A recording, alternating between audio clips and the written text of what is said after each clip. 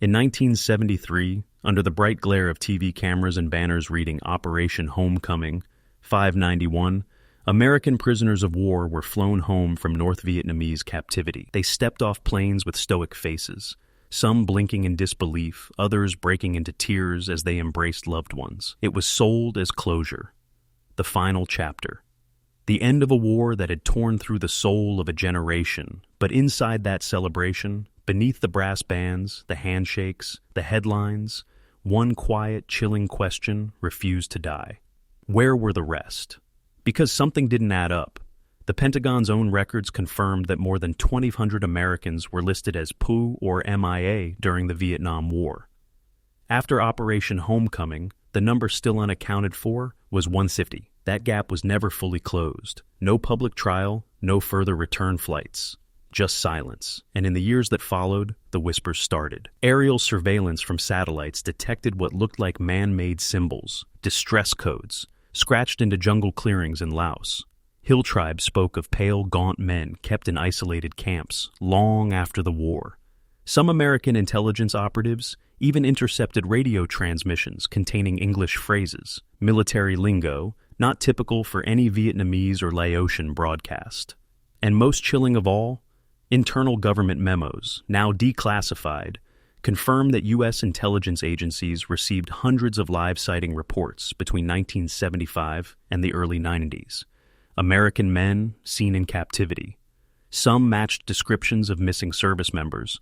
Others even spoke their names. Yet time and again, these leads were dismissed, discredited, or buried. Why? Why were families of the missing told to let go, even as new evidence surfaced? Why did the U.S. government, so invested in retrieving hostages and bodies from every other conflict, seem to shut the book early on Vietnam? And why, in '92, did a former high-level Pentagon official testify to Congress under oath that he believed American POWs had been left behind, and that no serious effort was made to retrieve them? This wasn't just a few wild conspiracy theorists. This wasn't a rumor whispered on a late-night radio show. These were senators, prisoners who came home, intelligence veterans, grieving parents, mothers who kept their porch lights on for 40 years, fathers who refused to declare their sons dead. They weren't all chasing ghosts, because the evidence, fragmented, contradictory, sometimes unbelievable, still points to one chilling possibility: that after the war officially ended, American soldiers were still alive, still imprisoned, still waiting. And nobody came for them. Today, nearly half a century later, more than 1,500 American service members are still listed as missing in action from the Vietnam War. Their status has shifted from urgent case files to cold bureaucratic listings. Their families, once fierce advocates, have aged or passed on. The trail has gone cold. But what if we could reopen the file? What if we could follow the trail through declassified documents, hidden jungle corps, secret deals made during peace talks, and the voices of those who lived it? In this documentary, we follow that path. We go back to the downed pilots calling for help over Laotian mountains, to the intercepted signals dismissed as anomalies, to the haunting symbols carved into the ground, and the tribesmen who told stories no one wanted to hear. We explore why some American leaders insisted no one was left behind, even when their own evidence suggested otherwise. And we confront the heart-wrenching question at the core of this story. What does it mean to be forgotten by the country you died for, if you never actually died? This is the story of the forgotten American soldiers left behind in Vietnam. The war may have ended for the history books, but for them, it may never have ended at all. Before there were whispers of abandoned soldiers and coded signals in the jungle, there was a war that defied clarity, a war without front lines, without victory, and eventually without closure. The Vietnam War, for many Americans, became a symbol of confusion and betrayal. What began as a limited mission to stop the spread of communism escalated into a full-scale ground war involving nearly 2.7 million U.S. troops. But the geography, politics, and guerrilla warfare tactics made Vietnam unlike any previous American conflict. It wasn't just Vietnam. The battlefield stretched across 3 countries: North Vietnam, South Vietnam, Cambodia, and Laos. Dense jungles, shifting alliances, and covert operations turned entire regions into black holes where troops could vanish without a trace. By the time American involvement peaked in 1969, the U.S. had stationed over 440,000 troops in Southeast Asia. Thousands were flying bombing raids over the Ho Chi Minh Trail, a complex network of jungle paths used by North Vietnamese forces, many of which cut through officially neutral Laos. It was here, in these uncharted zones, that hundreds of U.S. servicemen were shot down or captured. But even in the earliest years of the conflict, there were warning signs that the war's complexity would lead to confusion, not just on the ground, but in record-keeping, rescue operations, and accountability. In many cases, airmen went missing over Laos or Cambodia, countries where the U.S. wasn't officially at war. Because of the political sensitivity of those missions, the government kept them secret. Families received vague notifications. Sometimes, they were told nothing at all. And when a pilot or infantryman disappeared, rescue options were slim. The jungle canopy blocked helicopter visibility. Enemy fire zones were too hot for retrieval teams. Communications equipment, fragile and outdated by today's standards, often failed before a rescue mission could even begin. More often than not, if a soldier went missing, the military simply declared him MIA, missing in action. The term gave the illusion of hope, but in practice, it was a sentence of uncertainty. Then came capture. North Vietnam, as early as 1965, had taken American prisoners for both military and propaganda value. Many were held in Hanoi in prisons like the infamous Hanoi Hilton, where men like Senator John McCain endured years of brutal confinement and torture. But not all captives made it to Hanoi. Some were held in jungle camps run by the Pathet Lao in Laos or Khmer Rouge in Cambodia, groups loosely allied with the North Vietnamese, but operating with their own agenda and authority. These were the black sites of their era, unofficial, hidden, and unacknowledged. And here lies the core of the mystery. While 591 POWs were eventually returned during Operation Homecoming in 1973, the U.S. government did not receive a full accounting of all prisoners known to have been captured. During the Paris Peace Accords, the formal negotiations to end the war, American officials prioritized withdrawal and ceasefire. Behind closed doors, they agreed not to press the North Vietnamese too hard for a comprehensive POW list, fearing it would stall the peace process. In exchange for political closure, some believe, accountability was sacrificed, and that decision laid the groundwork for decades of unanswered questions. Because after the war ended, intelligence kept trickling in, distress signals seen from the air, secret memos marked urgent, eyewitness reports from locals claiming to have seen American prisoners in remote camps. Some were deemed hoa. Others were never followed up. Still others, shockingly, were flagged as credible and then classified. For the families left behind, it created a cruel limbo. Their sons, brothers, or husbands were neither confirmed dead nor returned home. They were data points, numbers on a spreadsheet, initials on a granite wall in Washington. But some families didn't give up. They organized, lobbied Congress, and scoured declassified documents. They believed, some still do, that somewhere in the jungles of Southeast Asia, a few forgotten men waited for a rescue that never came. As we dive deeper into this story, we'll see how the fog of war gave cover to indifference, and how a nation desperate to move on may have left part of its soul behind. The stage was set, the names were recorded, the promises were made. But as the fighting intensified, a new kind of war would begin. One fought not with guns, but with silence. March 12, 1967.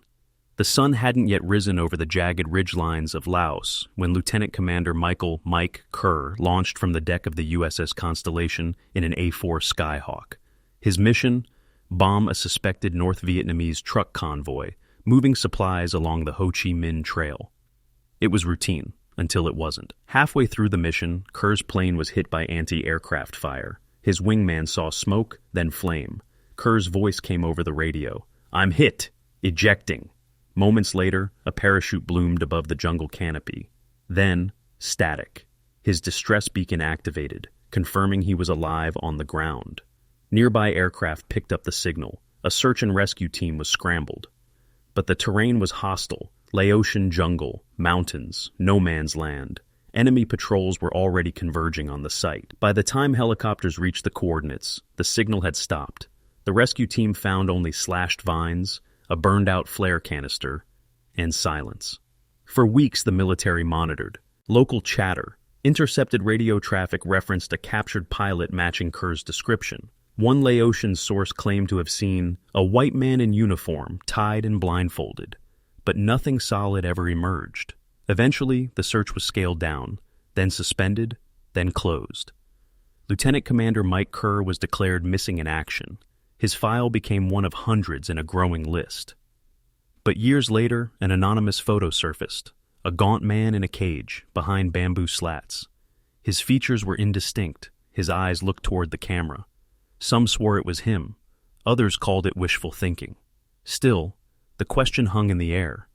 What if Mike Kerr survived the crash, but no one came back for him? The war in Vietnam wasn't just fought in the rice paddies and jungles. It was waged behind closed doors, in war rooms full of maps, memos, and men in uniform, making impossible decisions. As the number of missing soldiers and pilots climbed, so did the discomfort at the highest levels of military command.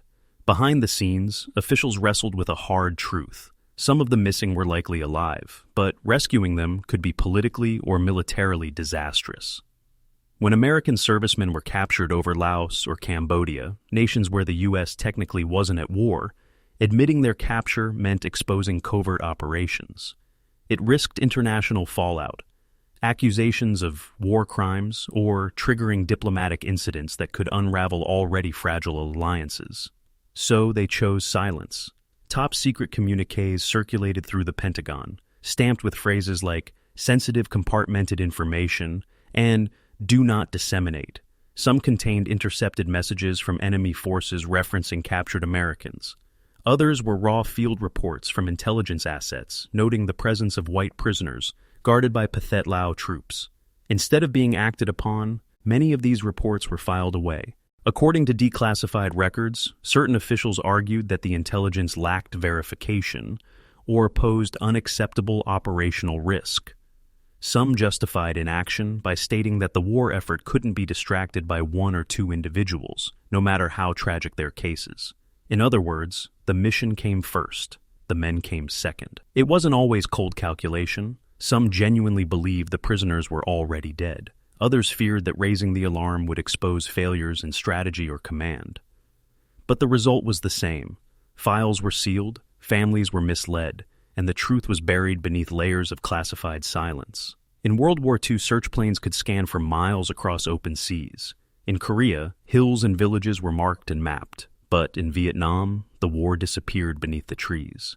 The jungles of Southeast Asia were thick, dark, and alive. The canopy was so dense that, from the air, even smoke from a crash site could vanish within minutes.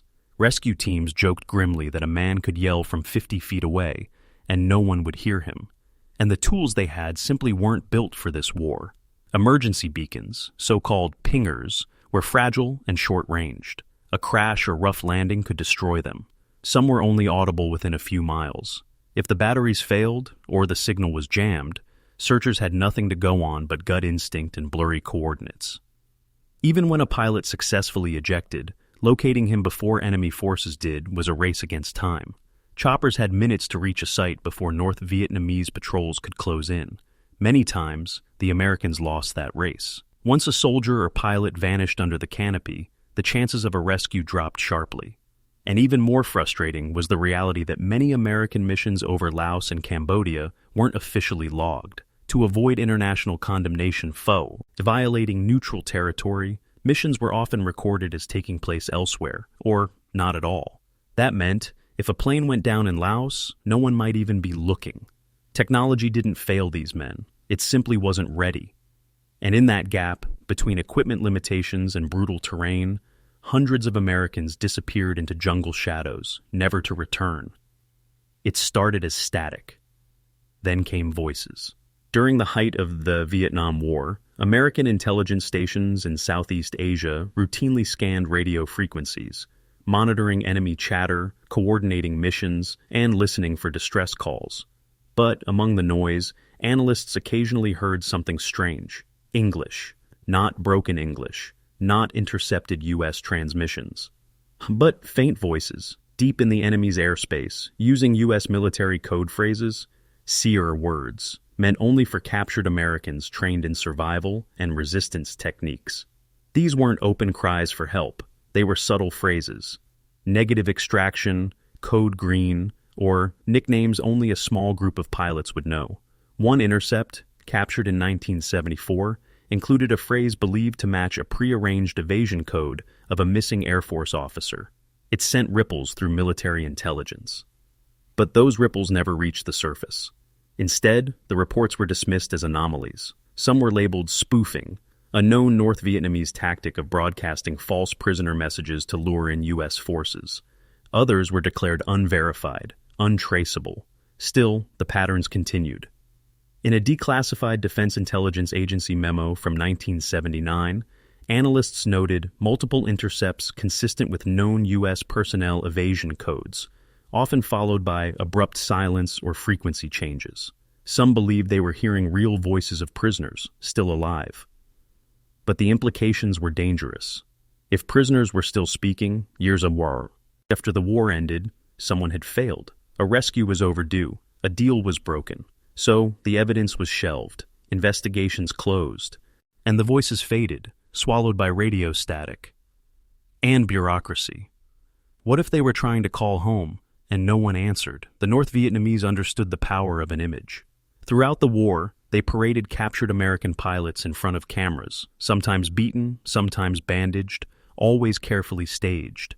These films were broadcast across North Vietnam and smuggled abroad, their purpose clear: to humiliate the U.S. and boost Hanai's global narrative. In one infamous 1967 video, a bruised John McCain sat stiffly in a wooden chair, reading from a prepared statement. His voice was flat, his eyes defiant. Viewers in America recognized the setup for what it was: forced propaganda. But for families of other POWs, the videos were a lifeline, proof of life, a face, a moment of clarity in the fog of war. But for every prisoner shown, dozens were never seen. According to military records, the North Vietnamese confirmed the capture of fewer Americans than U.S. surveillance suggested. Photographs surfaced showing uniformed men in camps not officially acknowledged. One State Department memo from 1970 referenced a series of images possibly depicting unlisted American captives held in Pathet, Lao custody. They weren't just being hidden, they were being used. POWs had value, as bargaining chips, as morale weapons, as secrets. And yet, as peace talks neared in the early 70s, Hanoi stopped showing prisoners altogether. Why? Some believed it was to conceal how many were truly being held, especially in Laos and Cambodia, beyond the scope of international oversight. Others suspected some men had been handed over to Allied forces, disappearing into deeper captivity. By the time Operation Homecoming began, many of the faces families had seen on Hanoi's broadcasts were returned, but many others weren't, and they were never seen again.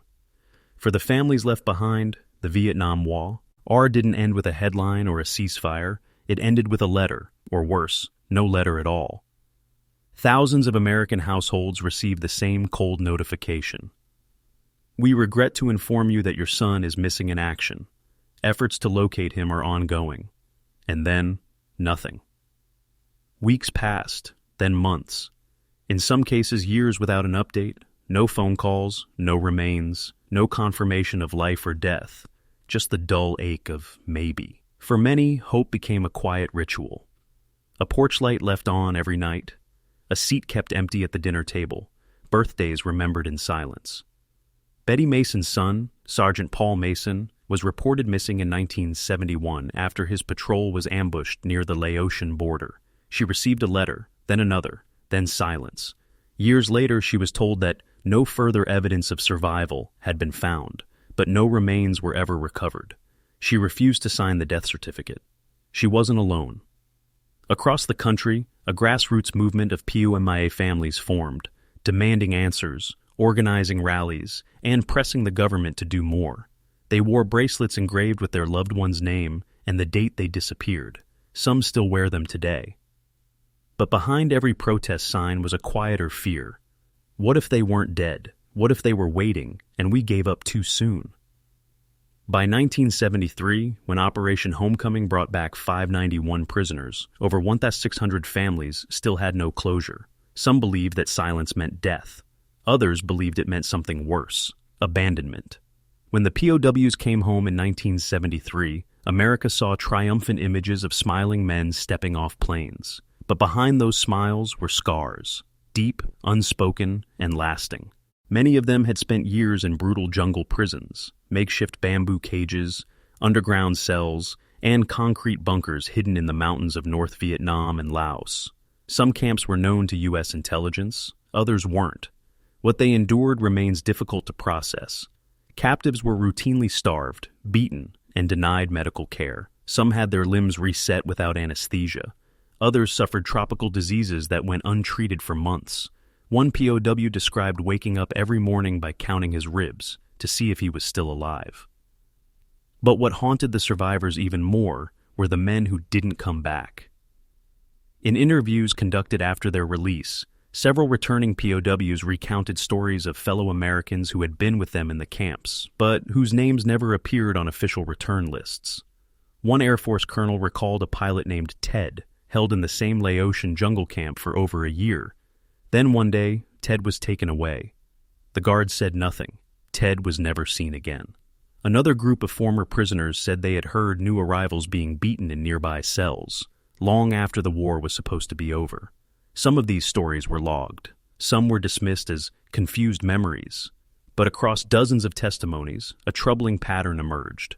Too many men were accounted for by their fellow prisoners, but not by their government. What happened to them? Where did they go? And why were their names left off the flight lists home? January 1973. After years of bloody stalemate, American and North Vietnamese negotiators gathered in Paris to end the war. The world watched as pens touched paper, cameras flashed, and the Vietnam War finally neared its conclusion. But beneath the formal handshake and diplomatic smiles, a quiet betrayal unfolded. The Paris Peace Accords were supposed to ensure that all American POWs were released and that both sides cooperated in accounting for the missing. The North Vietnamese promised to return all known prisoners. In exchange, the U.S. agreed to withdraw troops and halt bombing. It sounded clean, orderly, just. But the numbers didn't add up. From the beginning, U.S. intelligence suspected the enemy wasn't disclosing all prisoners, especially those held in Laos and Cambodia. In internal memos, negotiators expressed concerns that Hanoi would only release the captives they acknowledged, not the ones known through intelligence or testimonies. Yet instead of pressing the issue, Washington chose expedience. The Nixon administration, eager to deliver peace with honor before the next election cycle, allowed the accords to move forward without full accounting. In effect, it was a deal with holes. No independent inspections of prison camps, no requirement for Laos or Cambodia to return prisoners, no leverage once U.S. troops left. In the rush to end the war, the fate of unlisted captives became a footnote, buried beneath a global sigh of relief. Some in Congress later called it a diplomatic failure. Others called it something worse, a quiet abandonment. And for the families of the missing, the message was clear. The war was over, but their fight had just begun. In February 1973, Operation Homecoming began. The scenes were unforgettable. American POWs stepping off transport planes at Clark Air Base in the Philippines, then at Travis Air Force Base in California. Some walked unaided. Others were carried on stretchers. Reporters swarmed the tarmac. Families wept. Soldiers saluted. It was portrayed as a triumph, America bringing its men home. It won prisoners returned after years in brutal captivity. They were hailed as heroes, and rightly so. But behind the flags and press conferences, questions quickly emerged. The military had expected more. Intelligence estimates based on surveillance, interrogation reports, and even Hanoi's own admissions during the war suggested there were far more Americans held prisoner than the 591 released. The math didn't make sense. Where were the rest? There was no second wave, no secret deal, no full accounting. Some military officials quietly pressed for answers, but public pressure to move on stifled deeper inquiry. The nation was exhausted. The Watergate scandal was growing. The Cold War was shifting focus to the Soviet Union. The last thing America wanted was a continuation of Vietnam, even in spirit. And so Operation Homecoming became not just a homecoming, but a curtain fall. The Pentagon declared the POW mission complete, but many of the men who returned told stories, rumors of others, voices in nearby cells, names etched into walls. When they asked about those left behind, they were told, they must not have survived. But in their gut, some weren't so sure. The show was over. The nation exhaled, but behind the applause, the silence deepened. By the late 1970s, the jungle no longer held all its secrets. With the Cold War in full swing, American satellite surveillance, once focused on Soviet missile silos, began sweeping over Southeast Asia. What they found shocked some in the intelligence community. In one case, a 1979 classified image showed a clearing deep in Laos with what appeared to be letters etched into the earth. USA, followed by a number resembling a military ID code. The shape was too precise to be natural. It matched known distress signal formats used by downed U.S. pilots. And the number? It belonged to a Navy pilot shot down 8 years earlier, still officially listed as missing, presumed dead. This wasn't the only sighting. Over the next decade, reconnaissance satellites and aerial flyovers picked up dozens of unexplained symbols, patterns, and even man-made structures in remote regions of Laos and Cambodia. Some spelled out coded phrases. Others were international distress signals, symbols no local villager would plausibly carve. Each time, the images were studied, debated, and often quietly dismissed. One Defense Intelligence Agency analyst later testified that he was told to stand down on any live sighting indicators unless verified by human intel, but the CIA had long since lost most of its reliable human sources in Laos. In the absence of certainty, bureaucracy offered its favorite weapon, doubt. The files were stamped inconclusive. No rescue mission was launched. No follow-up investigation made public. But for the families of the missing and a growing number of whistleblowers, these satellite images weren't ambiguous. They were messages from the forgotten, and someone saw them. In the early 1990s, as the Cold War thawed and Vietnam slowly reopened to the West, one of the most visible voices in Washington on the POWs issue was a man who had lived it, Senator John McCain. A Navy pilot shot down over Hanoi in 1967, McCain spent over 5 years in brutal captivity, beaten, isolated, tortured. He became a symbol of endurance and sacrifice. And later, as a senator, he was uniquely positioned to speak with authority about America's missing. But when fresh POWs hearings erupted in '91, McCain took a controversial stance. Despite mounting evidence, satellite photos, intercepted transmissions, and credible sightings, he argued publicly that there was no compelling proof that Americans were still alive in Southeast Asia. His reasoning? He believed the suffering of the returned POWs and their families shouldn't be prolonged by chasing phantoms. He feared that bad actors were manipulating grieving families, offering false hope.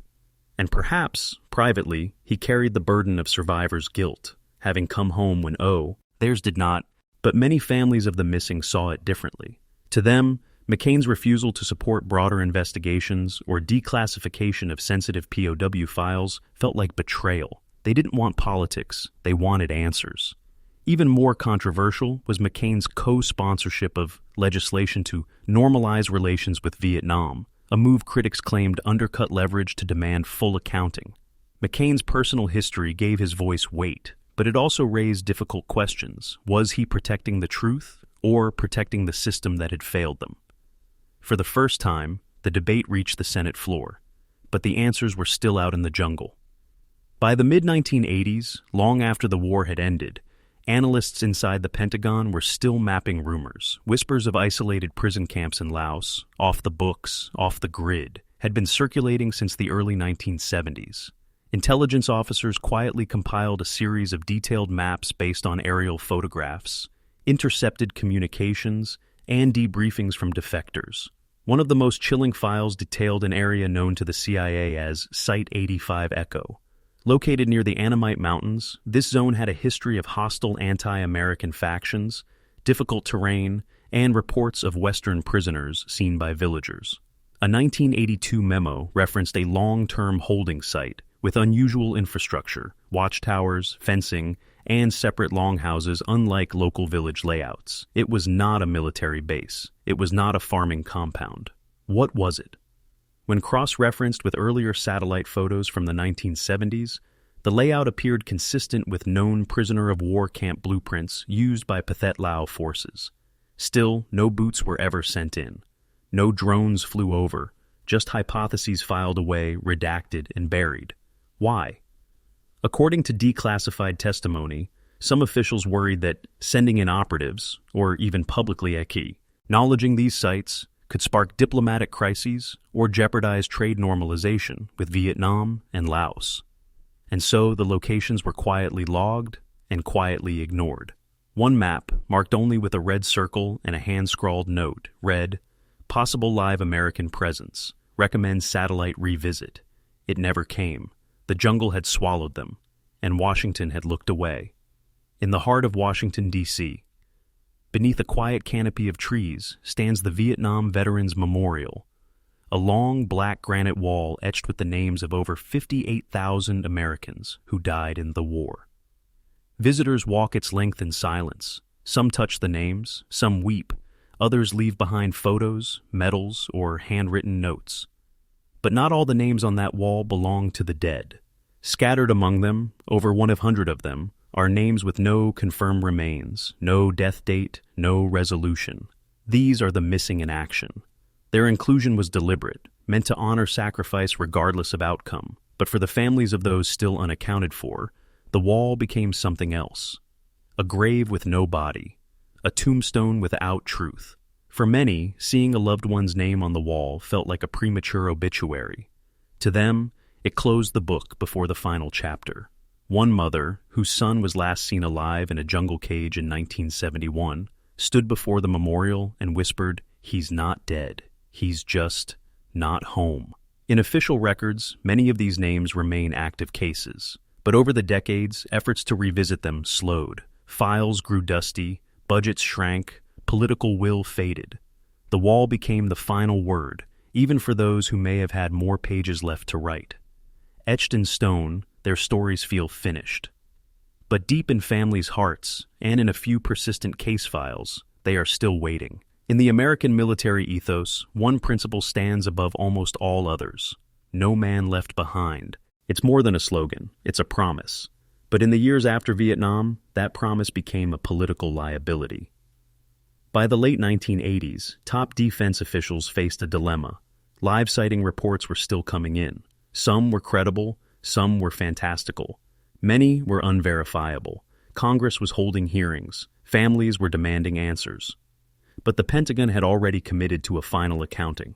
The public had been told all known POWs were returned in 1973. To question that now would unravel 2 decades of narrative and reopen wounds the country had spent years trying to forget. And so a quiet policy shift began to take shape. The internal logic was simple.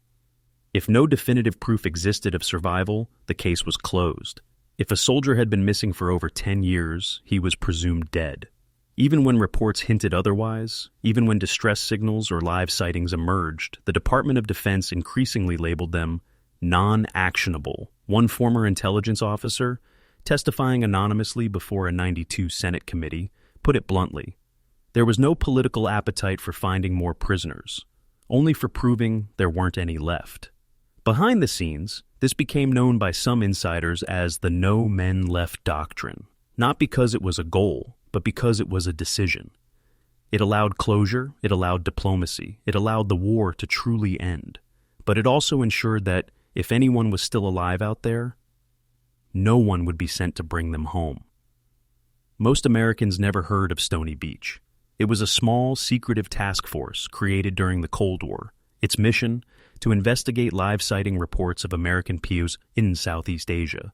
Staffed with linguists, intelligence officers, and former special forces, it operated deep inside the shadows of the U.S. defense system. And it wasn't the only one. Throughout the 1980s and 90s, millions of dollars, some estimates say over $100 million, were funneled through classified programs to chase down rumors of surviving POWs. The money came from what's known as the black budget, a part of federal spending hidden from public view, often reserved for covert ops, spy satellites, and clandestine missions. But where did the money go? In theory, it funded reconnaissance, agent recruitment, and technological surveillance. In practice, much of it disappeared into dead-end intelligence operations, misdirection, and, in some cases, deliberate disinformation. Some agents were sent on wild goose chases, Others claim their work was obstructed from the inside. One defense contractor who worked on POW-related programs later testified, "We had resources to find them, but no orders to bring them home, even if we did. Worse still, several operations were shelved mid-mission, classified not because of failure, but because of political risk." And so the funding continued. The documents piled up, but the mission slowed to a crawl. Families learning of these secret budgets years later were stunned. Billions had been spent, but none of it had brought their sons back. The search, it seemed, had become not about rescue, but about appearance, and the deeper the money went, the more the trail grew cold. In 1981, a team of U.S. Special Forces operatives flew into Thailand under deep cover. Their mission was based on a tip. A former Laotian soldier claimed that 3 American prisoners were being held in a makeshift camp near the Bolivan Plateau. The description matched known missing personnel. The intelligence had been vetted. The team was ready. They never left the ground. Just hours before launch, the operation was aborted, pulled by high-level command. No explanation, no follow-up. The men were ordered to destroy their notes, scrub the mission, and return home. One of those men was Master Sergeant Rick Travis, a seasoned Green Beret with 3 tours in Vietnam. He didn't forget. Years later, retired and terminally ill, Travis gave a taped interview to a POW advocacy group. His voice was soft, shaky, but his words were clear. We had them. We had the coordinates. We had a window, and we didn't go. He believed the intelligence was real. He believed there were Americans still alive in that camp. He also believed the mission was scrubbed because someone in Washington didn't want it to succeed. The stakes, diplomatic, political, were too high. Admitting Americans were still alive would have shattered the official story. Travis said it haunted him for decades. He named one of the men he believed they could have rescued, Captain Alan Monroe, missing since 1972. "If he's dead now," Travis said, "it's because we left him." It was the last thing he ever recorded. When the Vietnam War ended in 1975, the world's attention turned to Saigon. But for families of the missing, eyes were fixed further west, on Laos. Laos had long been the hidden battlefield of the conflict. Over 580,000 U.S. bombing missions were carried out there, more than in all of Europe during World War II. Covert operations, downed aircraft, and unofficial detentions made it the shadowy epicenter of the POMIA mystery. But after the war, Laos went dark. The newly established Lao People's Democratic Republic, backed by communist allies, quickly closed itself off. For years, American officials were denied access to crash sites, prison camp zones, and even rural provinces known to harbor foreign prisoners. Diplomatic engagement moved slowly. Trade incentives were offered, sanctions were lifted. Investigators were sent with translators, flowers, and carefully worded letters. Still, the response remained the same. There are no Americans here. Even as reports continued, of white men seen in remote villages, of strange compounds hidden deep in the jungle, Laos refused to acknowledge holding any U.S. personnel after 1973. In private, some diplomats suspected more.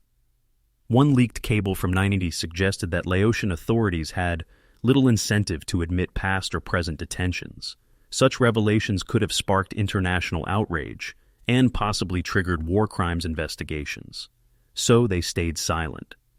And with every year that passed, the chances of recovery shrank. By the time Laos opened to limited joint investigations in the early 2000s, most sites were overgrown, erased, or moved.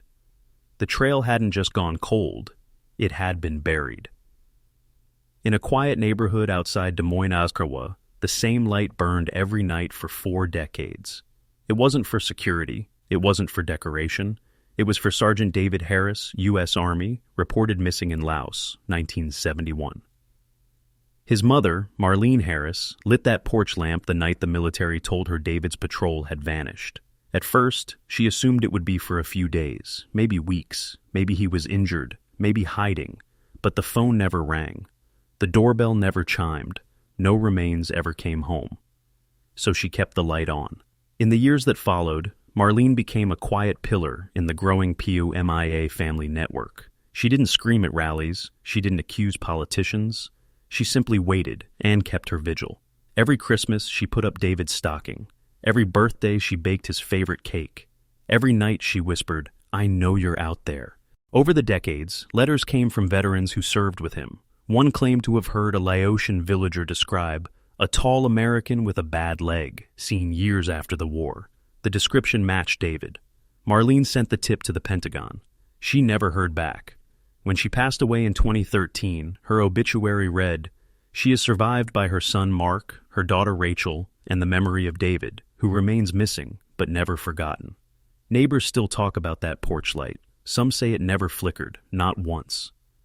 For Marlene, the war never ended, not until the day she did. In March 1987, deep within a classified U.S. listening station in the Pacific, a technician monitoring low-frequency transmissions picked up something strange. It wasn't static. It wasn't random chatter. It was a numeric sequence, clearly tapped out in Morse code. When decoded, it read K72-300-31. The message was logged, flagged, and forwarded. To most, it was meaningless. But to one analyst at the Defense Intelligence Agency, the number struck like lightning. 331 matched the partial-eyed number of Captain Ronald K. Waters, a U.S. Air Force pilot shot down over Laos in 1972, still listed as MIA. The K-72 prefix was also chilling. K for his middle initial, 72 for the year he went missing. It was too specific to ignore, too strange to explain, too dangerous to confirm.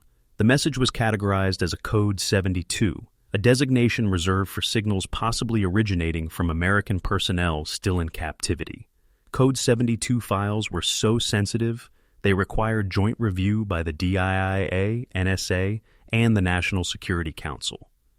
But once again, the result was the same: unverifiable, inconclusive, no further action. Some believed it was real, others said it could have been a fluke, or worse, a cruel hoax. But buried in the report was one final note from the signal analyst. The rhythm was intentional. Says, Omi-1 wanted to be found.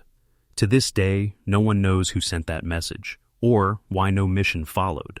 But for Captain Waters' family, it felt like the knock that never came. They were called live sightings, reports, often from foreign sources, sometimes from U.S. allies, occasionally from former enemies, claiming Americans had been seen in captivity long after 1973. From 1975 to the late 1990s, the Department of Defense quietly cataloged over 100 such reports. Some were vague, a white man glimpsed in a jungle camp. Others were hauntingly specific: names, scars, speech patterns, military habits, details no outsider would likely invent.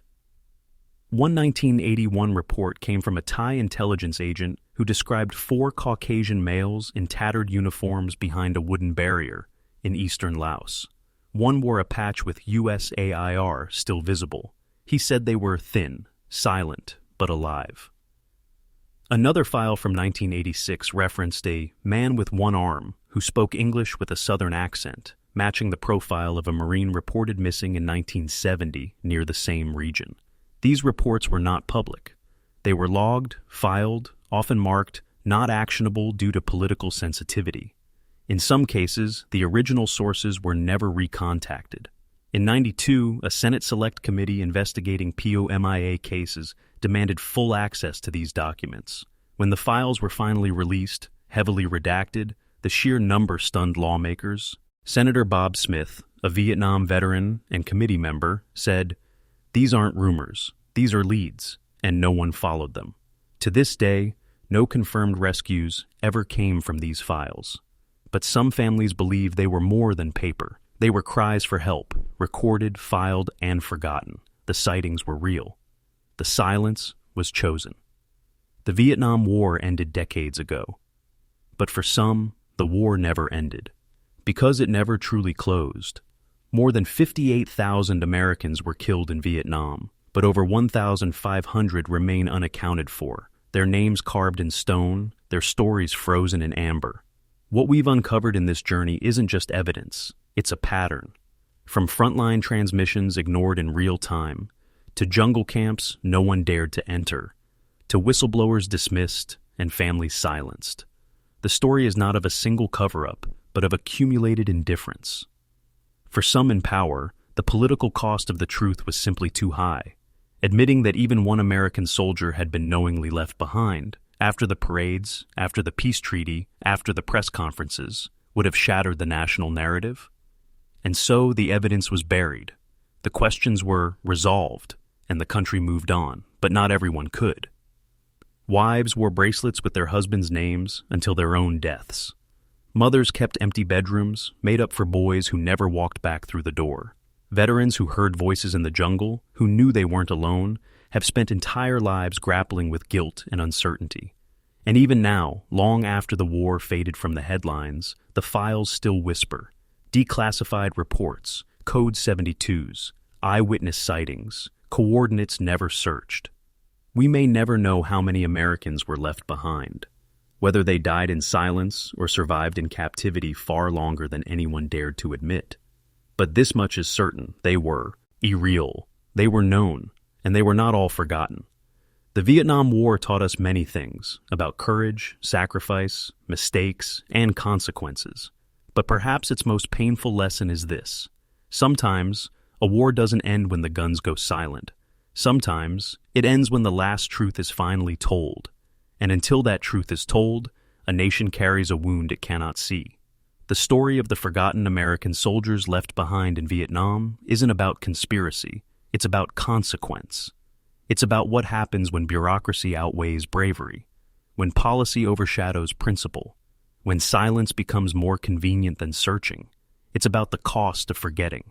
These men were not just numbers. They were sons, fathers, brothers, voices on radios, boots on jungle paths, prayers whispered in cages. Their names live on stone. Their memory lives in those who refuse to let the story end in question marks.